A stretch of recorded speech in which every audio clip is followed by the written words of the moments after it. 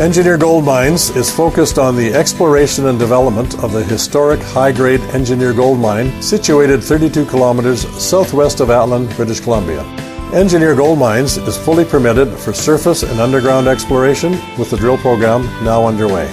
Engineer Gold Mines Limited trades on the TSX Venture Exchange, symbol EAU. For more information, please visit us at engineergoldmines.com. You're listening to HowStreet.com radio, available online at TalkDigitalNetwork.com. Welcome to HowStreet.com radio, the online source for market opinions. Here is Jim Goddard. My guest is Rick Ackerman, editor of the newsletter Rick's Picks, his website rickackerman.com. Welcome back to the show, Rick. Thanks for inviting me on, Jim. It is always a pleasure. Rick, the major stock markets had a bit of a rough week last week. They've recovered a bit. What's the story with the stock market right now? Well, I'm reminded by my colleague, Garrett Jones. He puts out a newsletter called Observations, and he rolled out a dozen charts that all look absolutely horrific. You look at any one of them and you think, this is it. Things have never been crazier. And there's so many statistical things that you measure that say, hey, the market's long overdue for a collapse. But having shown those charts, he says there's no really predicting the height of craziness, and I think that's where we have to be. I could give you a dozen good reasons why the market should fall apart here, but I've decided to keep an open mind about it in case the craziness persists, which it well could. And, open mind even to some forecasts out there that call for 6,000 plus on the S&Ps. I have to say there's nothing in my charts that argues that can't happen. When you're in a situation like that, when so many people are saying it's due for a correction or it could collapse, how do you keep putting money in? Well, the assumption is that all those people who are expecting a collapse any day are either short or they're out. So they no longer represent selling pressure, and that's what makes the markets go up. If the nervous Nellies are not standing in the way, then that's when things get short squeezed, and sometimes the nervous Nellies are on the wrong side of those moves. So that's how contrarian thinking works. If everybody's expecting a crash, then presumably they're already sold out. Bitcoin below $30,000 for the first time since January. What's going on there? Well, I thought the big kahunas like Paul Tudor Jones would take a stand at 30, just to show the world that they're not scared, that they're still soaking up as much Bitcoin as they can buy, at least at a certain price. But for sure, we've gone just below 30 today, just to hoodwink everybody. It snapped back for a really powerful rally off today's low. I would call it a trampoline bounce. But as crazy as Bitcoin gets on these bounces, it can only go so far, because you've got sort of two classes of investors in Bitcoin now, roughly speaking. There are a lot of them who got in for bupkish, as low as $200 or $300 per, or even $2,000 or $3,000, and they're sitting on enormous gains. And even when Bitcoin comes down from 60,000 plus to below 30, gets cut in half and then some, those guys still have huge gains.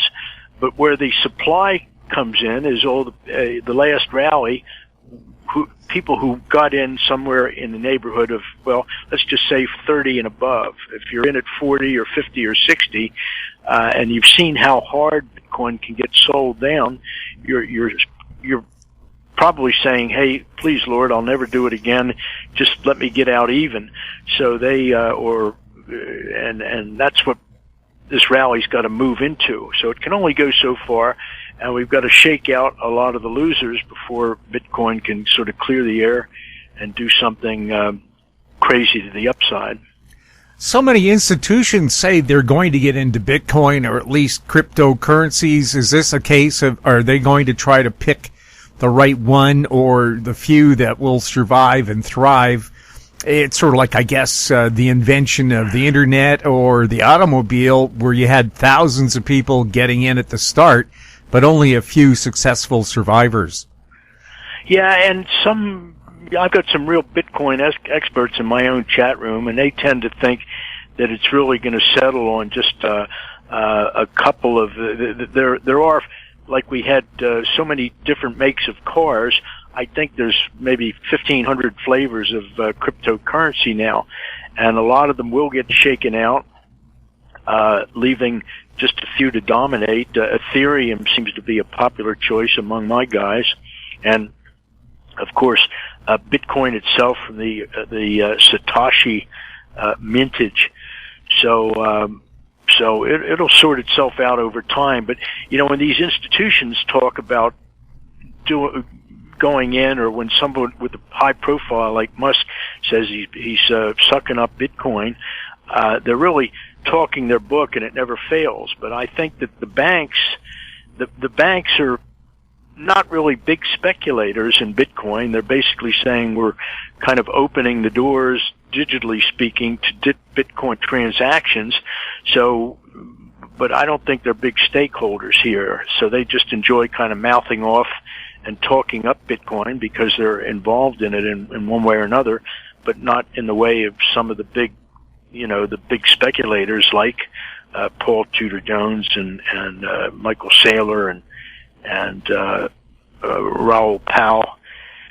So anyway, there's different strokes out there, and I think the main sponsors, though, are just letting Bitcoin fall, and the move below 30 suggests they think they can pick it up in the 20s. The People's Bank of China has ordered the country's major financial institutions to stop facilitating crypto transactions. How big of a blow to the cryptocurrencies is that? Well, I read it wrong. The news was out yesterday, and Bitcoin was down $3,500, just holding a technical support on a chart that I'd drawn. And I said, hey, it may have gotten hit for $3,500 today,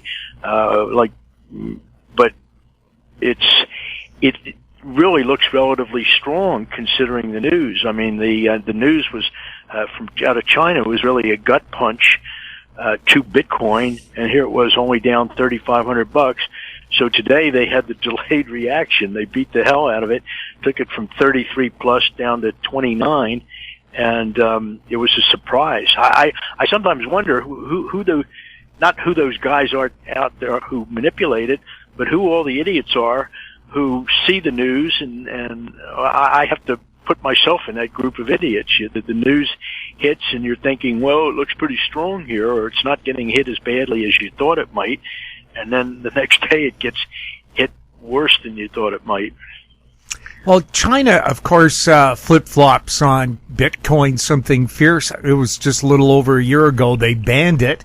Then they encouraged people to stock up on it, and now they've told them to stop trading in it again.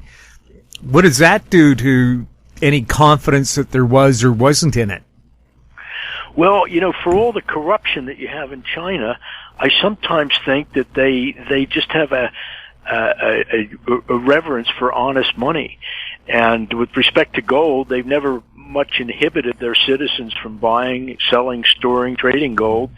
And they're not, even though they manipulate the currency in some ways, I think they favor honest money, not in the way that we do in the U.S. as a matter of pride. That just, I don't think China necessarily wants to be the global reserve currency. They allow their markets to operate more naturally than we do here. At least their money markets and the markets for precious metals. So in that scheme of things, I guess Bitcoin really looks like exactly what it is. It's a purely speculative play, and it doesn't like to promote the idea that the Chinese government is in league with all these speculators. So they'll occasionally say something just by way of admonishing the Bitcoin crowd, just to let the world know that China is not operating a casino. Well, China, I think, is using the excuse or the reason that mining Bitcoin uses an awful lot of energy. most of their energy comes from coal-fired plants, so it is an environmental impact there. And even locally in King County, Washington State, they had a brownout from crypto mining. So it is a concern, especially when you have heat waves right now rolling over the planet and people relying on their air conditioning. Would you rather have, Bitcoin or air conditioning?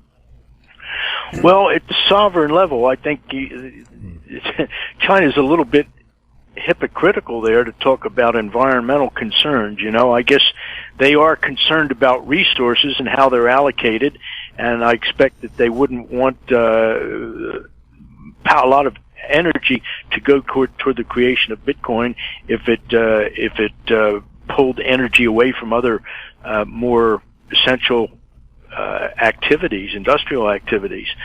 But so I don't think there's much of anything you hear about sovereign official concern about the environmental problems with mining Bitcoin.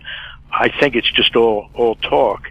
The environmental consciousness might be there at the level of the Sierra Club and of individuals, but I don't think countries are too concerned, especially this country where we consume so much gas driving SUVs. We'll have more with Rick Ackerman right after this. Media recognition from Bloomberg, Reuters, recycling trade publications. Patented process for 100% recovery of critical metals, including cobalt, lithium, nickel, manganese, aluminum. American Manganese is focused on recycling lithium-ion batteries for electric vehicles. American Manganese trades on the TSX Venture, AMY, the US, AMYZF, and Frankfurt 2AM. For more information, visit AmericanManganeseInc.com or phone me, Larry Ray, at 778-574-4444. Don't miss out. Stay informed. Receive the HowStreet.com weekly recap with thought-provoking podcasts, radio, and articles delivered to your inbox. Sign up for the HowStreet.com weekly recap on our homepage at HowStreet.com. Welcome back. We're speaking with Rick Ackerman. Rick, what's going on with gold right now? Well, I was a little premature a few weeks ago when I gave the all clear. I said just buy it because the guys that used to do the takedowns, knock gold down $80 or $100, they sort of dried up. They were finding finally new respect for gold because gold, as I had read it, had left had gone into another orbit. We're in a long bull market in gold, but it's in no rush really to get to wherever it's going. And I felt like a new stage of the bull market had begun. But I was premature. They banged it down $160 from around 1920 to 1760 in a hurry, and it's just trying to get its bearings. But it's so hard for me to believe. I think ultimately gold's bull market, and it is a bull market, is conflicted in the same way that the inflation-deflation debate is conflicted. I've been hardcore deflation for a long time, and I don't have any conflicts about it, but I have to say that they exist nonetheless, and I sometimes find myself taking both sides of the argument. I'm saying that we have inflation right now in all consumer goods, all kinds of things, commodities, real estate, stocks, but the big picture is a deflationary end game, and I'm still pretty sure of that. But for the time being, you could look at gold and some of the indicators of inflation, such as the dollar and bonds, and say, well, bonds and the dollar aren't predicting inflation at all, or at least not runaway inflation. It's almost like Jerome Powell could be right if such a thing were conceivable. So I think gold is really just tied in with that conflict. And even though I've said myself, hey, with all this fear of inflation, it's just crazy for gold not to be going crazy. But I've thought it through, and I'm willing to be open-minded about the fact that gold has the same conflicts there about discounting inflation as the debate itself about how much inflation we're about to have. China has just released a huge amount of copper onto the market. is that going to have a major impact on copper prices? I don't understand copper at all. You know, it's gone absolutely nuts, and usually you associate moves in copper, big rallies, with economic circumstances connected to the real world. And in other words, copper's rallies have always signaled a resurgence of the manufacturing economy and of global business. But I just can't see that. You know, maybe China at the margin, things have perked up for their manufacturing, but I don't see their marginal purchases of energy or copper is indicating that the world is going to go into some kind of boom. Maybe a boom in paper assets, as has been the case for so long, but let's just say maybe the Chinese have felt that they were selling the top in copper. Oil prices, are they going to stabilize, or are they going to continue to go higher?